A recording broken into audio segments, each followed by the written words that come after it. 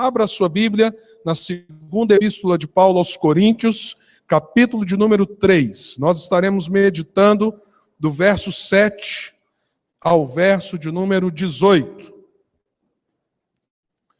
Segunda epístola de Paulo aos Coríntios, capítulo 3, do verso 7 ao verso de número 18.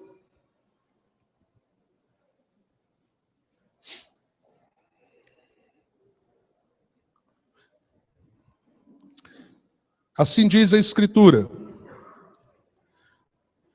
o ministério que trouxe a morte foi gravado com letras em pedra, mas esse ministério veio com tal glória que os israelitas não podiam fixar os olhos na face de Moisés por causa do resplendor do seu rosto, ainda que desvanecente. Não será o ministério do Espírito ainda muito mais glorioso?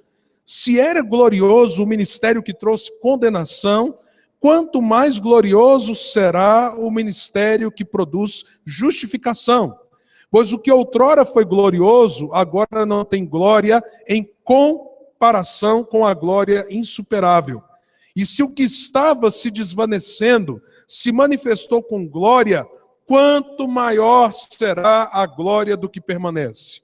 Portanto, visto que temos tal esperança, mostramos muita confiança. Não somos como Moisés, que colocava um véu sobre a face, para que os israelitas não contemplassem o resplendor que se desvanecia. Na verdade, a mente deles se fechou, pois até hoje o mesmo véu permanece, quando é lida a antiga aliança. Não foi retirado, porque é somente em Cristo que ele é removido. De fato, até o dia de hoje, quando Moisés é lido, um véu cobre os seus corações. Mas quando alguém se converte ao Senhor, o véu é retirado. Ora, o Senhor é o Espírito, e onde está o Espírito do Senhor, ali há liberdade. E todos nós, que com a face descoberta contemplamos a glória do Senhor, segundo a sua imagem, estamos sendo transformados com glória cada vez maior, a qual vem do Senhor, que é o Espírito.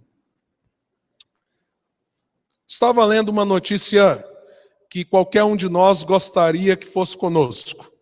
Um casal na Califórnia saiu com o seu cão dentro da sua propriedade para dar uma volta no final da tarde, e o cãozinho então parou próximo a uma árvore e começou a cavar, a escafunchar, e o dono então do animal ficou curioso, foi lá e começou a mexer porque tinha alguma coisa ali brilhando, alguma coisa diferente.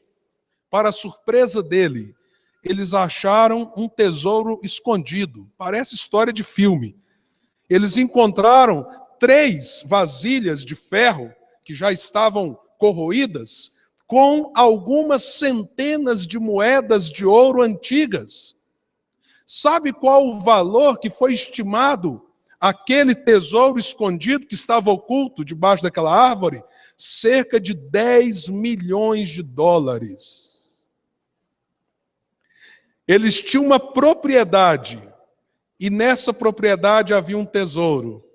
E eles viveram anos e anos tão perto de uma riqueza que foi descoberta de um modo tão inesperado. E esse casal, ninguém sabe ao certo quem eles são. As moedas já têm sido expostas, inclusive foram por um tempo a um museu em Atlanta, e elas têm sido expostas em alguns lugares, mas o casal mantém o sigilo de quem eles são, para que não aconteça da relação deles com as pessoas mudar por causa do dinheiro. O que mudaria na sua vida se isso acontecesse com você? O que aconteceria caso você descobrisse que há um tesouro enterrado no seu quintal, tão valioso? Com certeza, há uma série de mudanças que isso produziria. Quando eu leio esse texto, eu sou lembrado que há um tesouro que vale muito mais do que 10 milhões de dólares e que está próximo a mim, acessível a mim.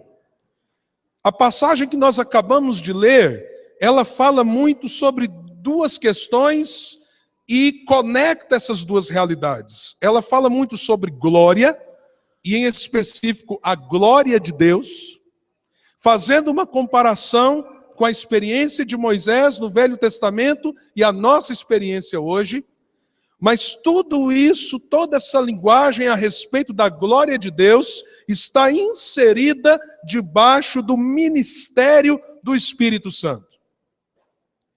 E por que eu digo que esta passagem nos revela o tesouro tremendo que está diante de nós, acessível a nós, e que nós podemos experimentar dessa riqueza? Porque a palavra do Senhor diz: quão valioso e precioso é o ministério do Espírito Santo sobre as nossas vidas. Veja o que diz o verso 8. Não será o ministério do Espírito, e aqui ele está comparando com a lei do Velho Testamento, não será o ministério do Espírito ainda muito mais glorioso? Se nós olharmos no capítulo 4, há uma outra figura que fala do valor do Espírito Santo agir em nós. No capítulo 4, o apóstolo diz que nós somos como vasos de barro. Eu e você. E a comparação com o vaso de barro é uma comparação bem interessante. Porque um vaso de barro, primeiro, ele não é caro, ele é barato. Entre os vasos que possam existir, com certeza, o vaso de barro é um dos vasos mais simples. Mas ele não apenas não é barato, em comparação com outros vasos, ele é frágil. E o apóstolo diz que eu e você somos como um vaso de barro, perto da grandeza, da majestade, do valor de Deus. Nós somos tão pequenos e insignificantes. Mas aí o apóstolo diz que essa riqueza foi colocada em vasos de barro. E aí você pare um instante para pensar. O Espírito Santo de Deus, ele está na vida daquele que pertence a Jesus. Ele habita a vida daquele que pertence a Jesus. Ele mora naquele que pertence a Jesus. Então, o que é o Espírito Santo de Deus em nós? É um grande tesouro, um tremendo tesouro que é colocado em gente como eu e você. Gente que parece um vaso de barro. Vocês imaginem que a Escritura nos informa quem é o Espírito. E o Espírito de Deus, ele não é simplesmente uma força, um poder. Ele não é simplesmente algo que emana de Deus. O Espírito Santo tem emoções. A Bíblia diz que nós podemos entristecê-lo. Então ele sente. O Espírito Santo, diz a Escritura, nos conduzirá a toda a verdade. Então o Espírito Santo pensa. E a Escritura, no texto que lemos, nos diz: o Espírito Santo não é apenas alguém que emana de Deus, mas o Espírito Santo é Deus, ele é o Senhor. E aí você olha então para tudo que Deus criou, para toda a majestade do seu poder e da sua glória, e pare por um momento. Esse Deus glorioso, na pessoa do Espírito Santo, de repente ele é colocado na vida daquele que crê. Deus habitando em nós, Deus morando conosco. Na época do nascimento de Jesus, em referência a isso, o autor do Evangelho de João diz assim: o Verbo se fez carne e habitou no meio de nós, e vimos a sua glória, glória como unigênito do Pai. E o que ele quer dizer com isso? Deus em Jesus se fez homem e habitou no nosso meio.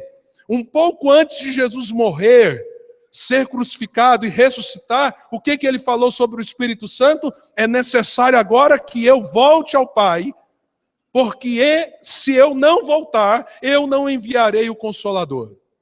E ele estará com vocês. Então, o que é o Espírito Santo? É Deus enviado sobre nós para habitar em nós, agir em nós, e nós somos como vasos de barro, tão distantes de sermos gloriosos como aquilo que está em nós, ou aquele que está em nós, e o Espírito Santo é Deus habitando em nossas vidas. Mas a pergunta é, como o Espírito Santo habita em alguém? E aqui nós temos nesse texto a resposta a isso. Como alguém pode usufruir dessa riqueza da habitação do Espírito Santo em si?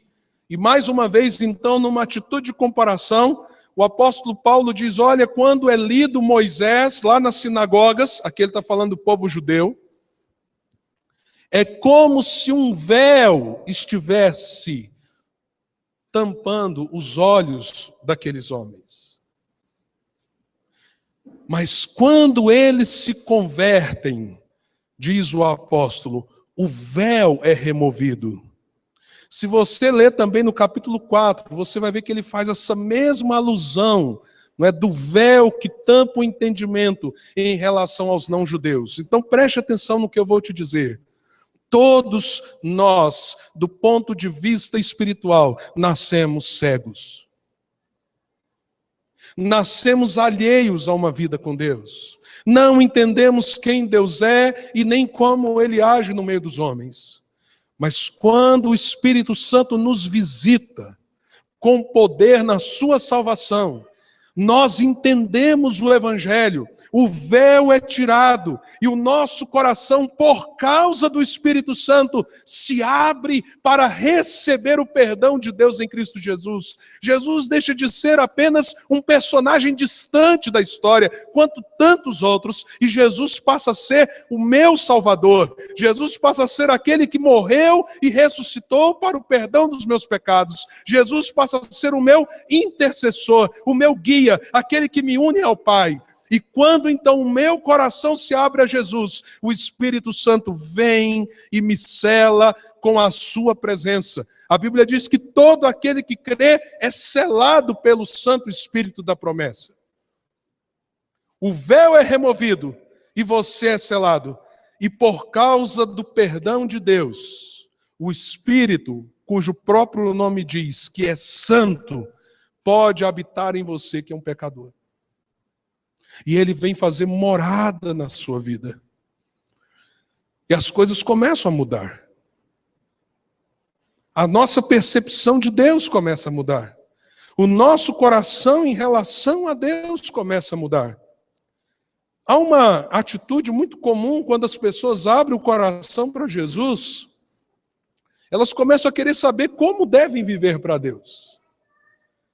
E a melhor resposta que nós podemos dar a uma pessoa que está começando a caminhar com Jesus é: aprenda a ouvir o Espírito Santo de Deus. Ele fala na palavra, ele fala ao seu coração.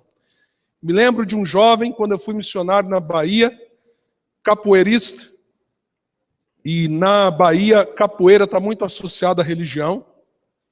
Ele aceitou o Evangelho e ele tinha um cabelo enorme. O cabelo dele batia aqui na cintura. E ele foi para a igreja. Ele começou a ter um problema com a igreja que ele frequentava. Porque as pessoas diziam para ele assim: você precisa cortar esse cabelo. Um cristão não pode ter um cabelo comprido assim. Eu não sei onde que o pessoal arruma essas coisas. Às vezes eu fico me perguntando, porque eu nunca vi a Bíblia dizer isso. Não é? Que quando você se converter, corta o cabelo, ou então você está fora. Outra vez, por exemplo, eu fui barrado na porta de uma igreja, né, porque eu estava com a barba. Me chamaram para pregar e eu cheguei lá barbudo. Não é? E alguém chegou e falou assim: olha aqui, o senhor não tem autoridade de pregar a palavra de Deus porque o senhor está com barba.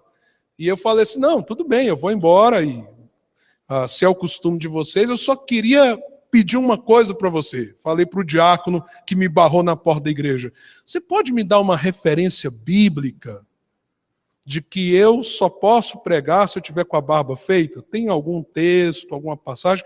Já que a Bíblia é a nossa regra de fé e prática, eu creio que você também crê assim, você tem? Não, faz o seguinte, depois o senhor marca e vem aqui conversar com o pastor, ele tem a resposta para o senhor. Bom, depois eu não gastei meu tempo lá. Mas esse rapaz estava em crise. Ele era de uma outra igreja, aceitou Jesus, e aí? Eu preciso cortar o cabelo? Eu preciso abrir mão de algo que eu gosto, que me faz bem? E eu disse para ele, depende.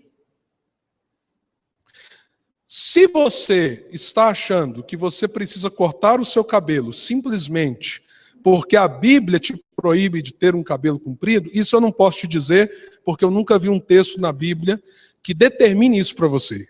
Então não posso jogar sobre você esse jugo. Mas eu acho que tem uma coisa que você deve fazer. Qual é o valor que você dá ao seu cabelo? E sabe por que eu disse isso a esse jovem?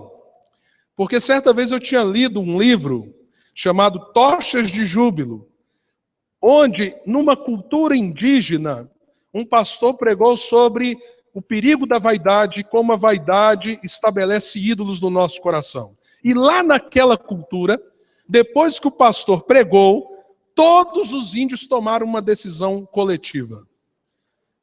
E a decisão foi, nós vamos cortar os nossos cabelos. O pastor ficou doido, porque ele não queria interferir na cultura da tribo.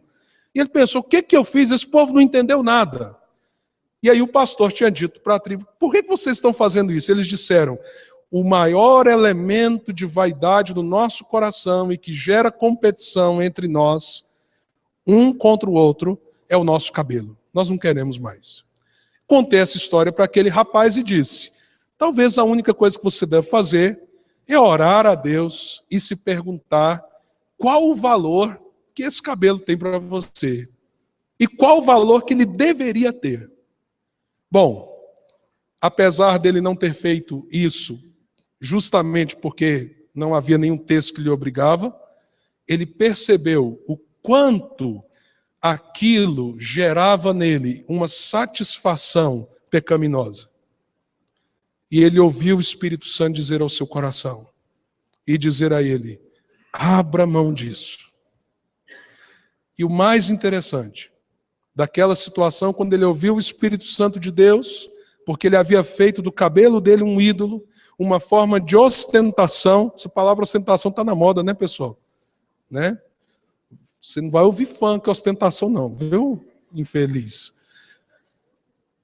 Era uma forma de ostentação, era uma forma de promover a sua autoimagem, e ele ouvindo o Espírito Santo, ele chegou à conclusão, não porque alguém está me mandando, mas porque eu quero colocar o meu coração no lugar certo. Eu abro mão desse cabelo comprido.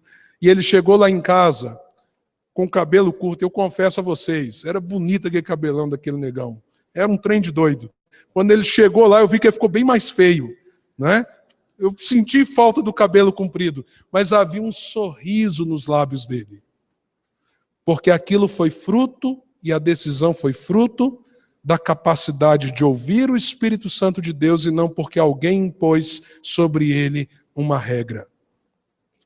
Quando nós rendemos o coração a Jesus, nós recebemos a bênção de ter dentro de nós a habitação do Espírito Santo de Deus. E essa é uma riqueza imensurável. E qual é o efeito disso? Dessa habitação do Espírito Santo? À medida então que os nossos olhos foram desvendados e o nosso coração se rendeu a Jesus. Qual é o efeito dessa habitação e dessa obra do Espírito? Está aí no versículo 17. Olha que coisa tremenda. Ora, o Senhor é o Espírito. Essa é uma declaração muito importante. Espírito Santo é Deus. E onde está o Espírito do Senhor, ali há o quê? Liberdade. O efeito da presença do Espírito Santo de Deus em nós é que nós nos tornamos livres. Agora, esse termo associado ao Espírito Santo tem sido usado com uma falta de entendimento muito grande. Não foi por uma ou duas vezes que eu ouvi alguém dizer assim, gente, onde está o Espírito Santo, a gente é livre, como um atestado para a gente fazer o que a gente quiser fazer. e a liberdade do Espírito Santo é justamente o oposto disso. O efeito da habitação do Espírito Santo em nós é que antes nós éramos completamente incapazes de viver para Deus. Não tínhamos como viver para Ele e pertencer a Ele. Éramos escravos da nossa própria condição espiritual. A palavra que mais nos definia era a palavra morte. Mas agora no Espírito Santo nós recebemos vida. E por termos vida e vida em Deus, temos a liberdade de nos achegar a Ele. Meus amados irmãos, em Isaías capítulo 6, quando o profeta tem o seu chamado, e ele se vê diante do trono de Deus, e ali a glória de Deus está em torno do templo, a Bíblia diz que ele sentiu medo. A expressão dele foi: ai de mim, ai de mim. E essa palavra tão pequenininha, ai, talvez para nós não tenha tanto significado, mas para um judeu, quando ele dizia assim, ai, o que ele está dizendo assim, maldito eu sou. Por isso é tão sério quando a gente lê aqueles ais de Jesus em relação aos fariseus. É algo muito pesado. E Isaías, diante do trono de Deus, ele diz o quê? Ai de mim! E ele explica o porquê. Porque eu sou um homem de lábios impuros e habito no meio de um povo de impuros lábios, e os meus olhos viram o Rei da Glória. Quem sou eu? Quem é você? Para se aproximar da glória de Deus. Quem nós somos? Mas a Escritura diz que o Senhor é o Espírito, e onde há o Espírito, há liberdade. Sabe o que isso significa? Que eu e você somos tão pecadores como somos. Nós temos um livre acesso, nós temos uma estrada aberta. E aí em Hebreus a Bíblia diz assim: acheguemo-nos, portanto, ao trono da graça, a fim de alcançarmos misericórdia e graça em tempo oportuno. Pensa nisso.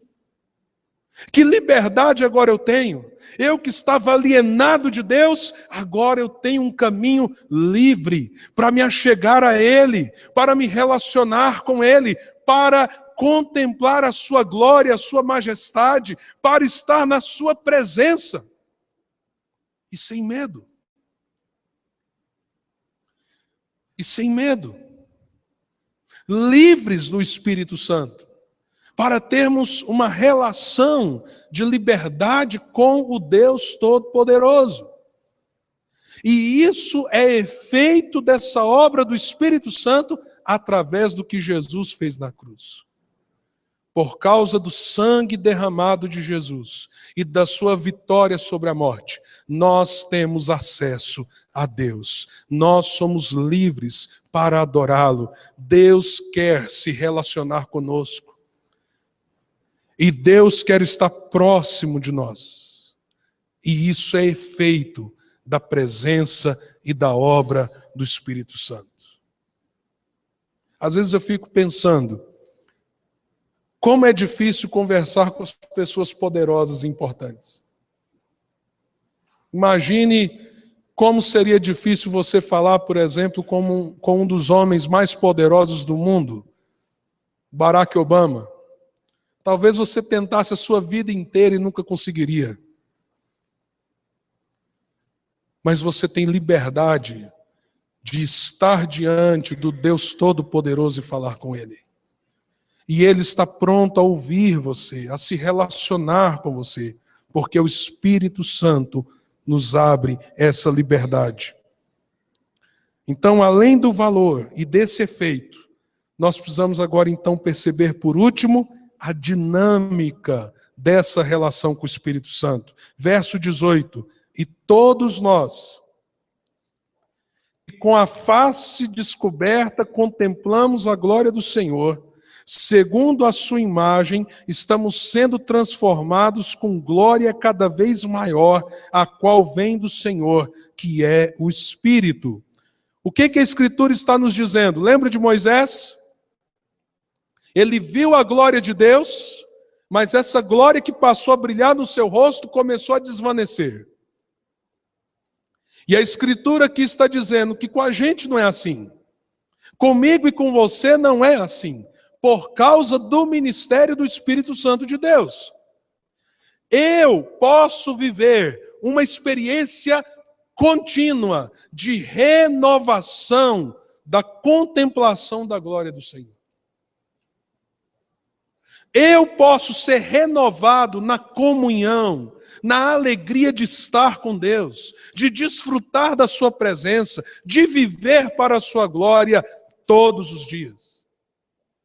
Deixa eu fazer uma pergunta para você.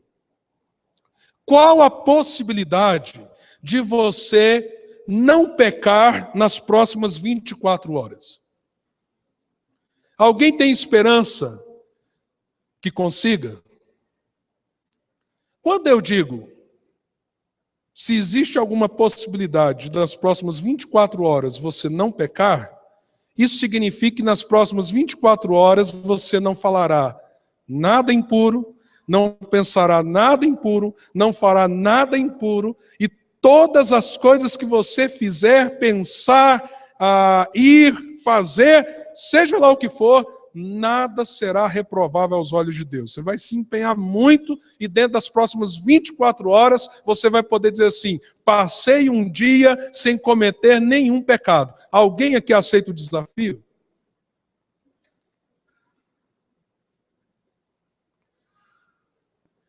Então deixa eu te fazer uma pergunta. Se não existe possibilidade nas próximas 24 horas você não pecar,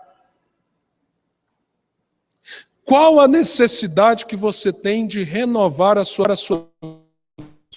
já que todos os dias você peca contra ele? Qual a necessidade que você tem de voltar o seu coração, o seu pensamento para ele e dele renovar espiritualmente você? Se nas próximas 24 horas você irá pecar, por mais que você empenhe, quanto você depende da graça de Deus nessas próximas 24 horas? Você já parou para pensar nisso? Então, preste atenção sobre algo que eu quero te dizer quanto à dinâmica da nossa vida com o Espírito Santo. O crente que amadurece não é o crente que, se esforçando, peca menos. Isso não quer dizer que você não deva se esforçar. Você deve se esforçar por amor a obedecer a Deus. Mas por mais que você se esforce, como nós dissemos, você irá pecar. Então qual é a diferença de um cristão mais maduro para um cristão menos maduro? É que o cristão menos maduro, ele quer vencer essa guerra, geralmente com esforço próprio. E é muito comum, quando a gente não amadurece na fé, a gente então dizer assim para Deus, Senhor, eu errei, eu pequei, mas eu quero fazer um compromisso com o Senhor. Eu não vou errar nisso mais, se o Senhor me perdoar mais esta vez. Quem já fez esse tipo de oração aqui? Quem teve sucesso?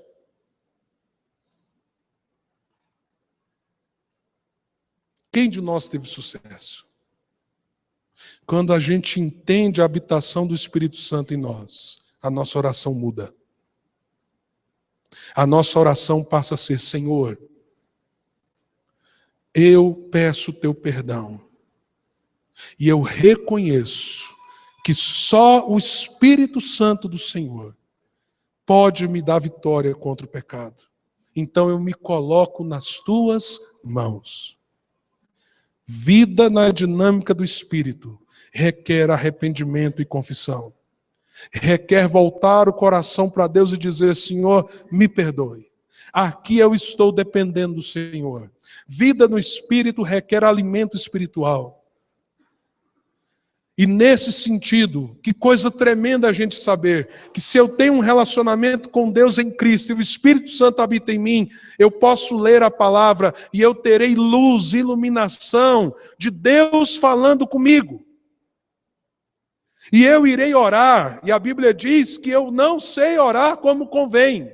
Sua oração é muito falha, mas a Bíblia diz que por não sabermos orar como convém, o Espírito Santo intercede por nós com gemidos inexprimíveis. Então, quando você ora, quando você se coloca diante de Deus, a sua oração chega a Deus perfeita. Porque o Espírito Santo trabalha quanto às imperfeições da sua oração. E aí você canta para Deus e você diz, eu vou adorar a Deus. E nem todo mundo é tão afinado igual a Juliene. Na maioria dos casos nós somos desafinados. E às vezes a gente nem sabe cantar direito. E às vezes ainda você está rouco, igual eu estou rouco, com dificuldade de falar. E chega diante de Deus quando você canta para Ele um louvor com um aroma suave. E Deus toma o seu canto como adoração genuína. Por quê? Porque o Espírito Santo está agindo no momento em que você adora. E aí você tem que tomar decisões. Você tem que fazer coisas. Você tem que dar passos importantes na sua vida. E você não sabe muito bem o que fazer e como fazer, mas você para o seu coração diante de Deus e você começa a orar. E o que Deus faz? Ele começa a inclinar o seu coração diante da vontade dele, porque o Espírito Santo habita em você.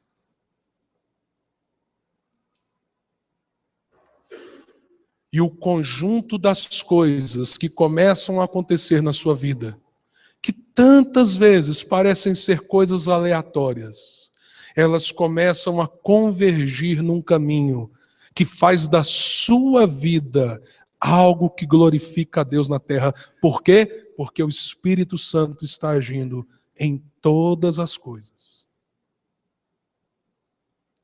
Até que ponto nós dependemos do Espírito Santo de Deus? E sabe aquele coração que esfria, que se distancia?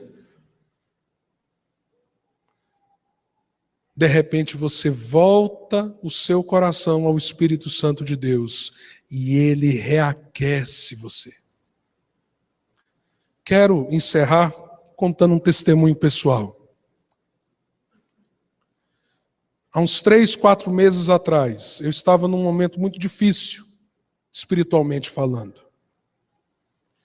As coisas estavam mais ou menos no lugar. Não havia nenhuma crise eminente ou algum problema terrível acontecendo. Mas eu vinha justamente de períodos difíceis. E eu estava num certo esgotamento espiritual. Por exemplo, eu gosto demais de pregar, gente. Para mim sempre foi um prazer pregar. Eu prego desde os 13 anos de idade. E quando eu não estou aqui no púlpito, eu sinto falta. Mas naquele período estava pesado. Estava difícil. E eu pegava a Bíblia, lia, forçava, nada. Nada. E eu comecei a me incomodar muito com isso. O que está acontecendo comigo? E eu comecei a fazer uma oração para Deus. Falei assim, Senhor, eu preciso que o Senhor avive o meu coração. Eu preciso que o Senhor desperte de novo o meu coração. E eu sou honesto com vocês, a minha expectativa é que Deus fizesse isso na próxima hora, no outro dia, que as coisas, acontecessem assim. Mas não aconteceram. Alguns dias foram passando e eu me sentia seco espiritualmente, abatido espiritualmente. Mas continuei a orar.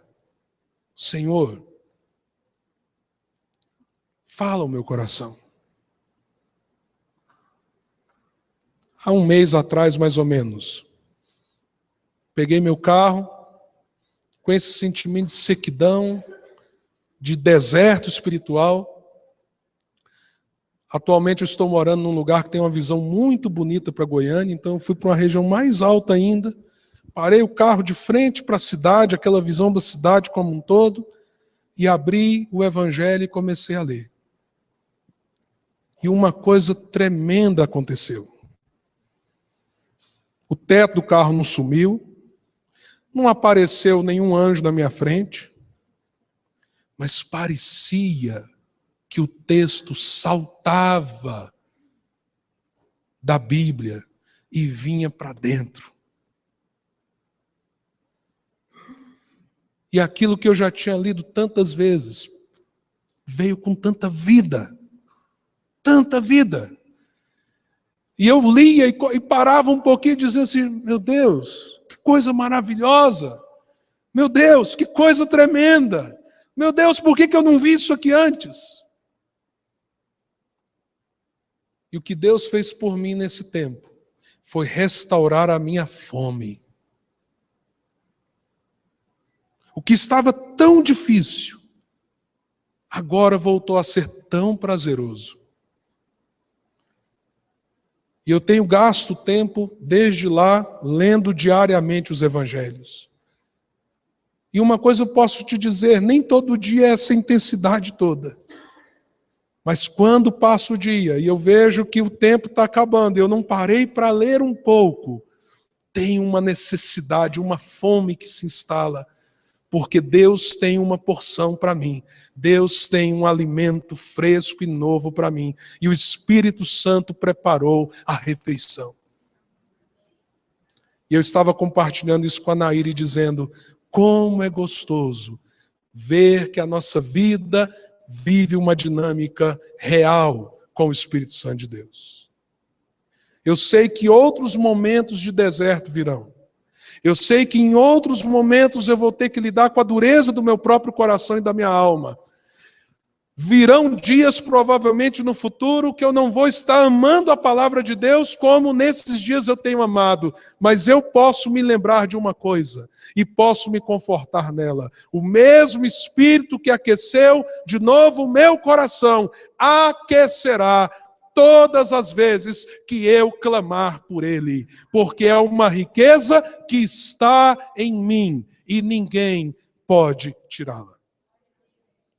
Essa é a dinâmica do Espírito Santo conosco. Nessa noite, eu queria orar por você, para que o Espírito Santo de Deus renove o seu coração. Para que você se lembre que o Espírito Santo de Deus quer revelar a glória de Deus e te capacitar a viver para a glória dele. Nessa noite eu quero orar para que a fome e sede de Deus se instale na sua alma, porque o Espírito Santo haverá não apenas de dar fome, mas haverá de saciar você com a palavra, com a oração, com uma vida que se volta a Ele. Nessa noite eu quero pedir ao Senhor que Ele te renove através da obra do Espírito Santo que habita em nós.